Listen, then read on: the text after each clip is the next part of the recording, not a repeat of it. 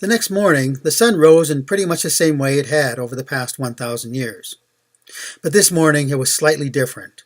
The birds and animals still yawned themselves awake, but even they could sense a very minute change in things. As the sunlight ventured down the mountain range, it greeted several people already working on their gardens. They stopped for a while to watch the rays shine through the early morning mist, making shadows through the trees and other assorted greenery. From the mountain top, you could see the hundreds of dwellings spread out for thousands of miles. The white boundary stones reflected yellow-orange as the sun slowly rose in the sky. Soon, other people ventured out to their daily activities. Some went to work in structures on their own section of land. Some went to help others wherever they were needed.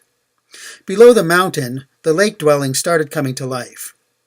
With the increasing morning light, one could see that within the grass courtyard at the center of the entire structure, there was a dwelling that looked very similar to an ordinary 20th century three-bedroom bungalow.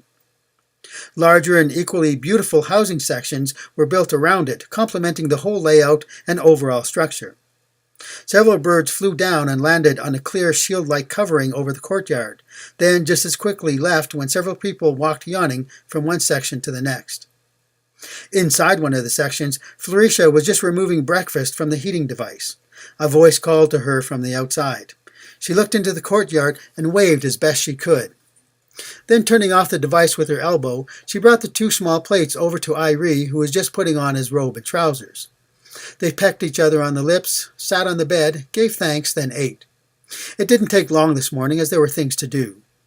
Iree quickly walked over to the sink in the connecting room and filled his mouth with water, rinsed, then spit. "Ah," he said, wiping his mouth, "nothing." Flureisha was starting to pack various items into the large black pack sack. "What is it, dear?" The last items to go in were the 2 gold sheets. "The food stuff," he said, walking over to her. "It assimilates so quickly I can never rinse out any particles." "Why would you want to, dear?" "No reason. It just fascinates me. The people have to continually brush their teeth to keep them clean." Flureisha slung the bag over her shoulders. "And we don't because our parents have regenerated bodies." Iree finished her sentence. "And because of that, so do we." She smiled at him. "Where to first?" he asked.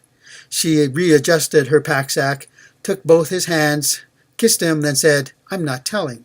I'll just look on the I packed it already. I'll unpack." His lips were closed by hers. She then spoke through tightly pressed lips. "No, you won't. You'll hug me, and then we'll be off." He hugged her and spoke in the same fashion. "Very well. Today's your turn." Then they closed their eyes and faded from sight.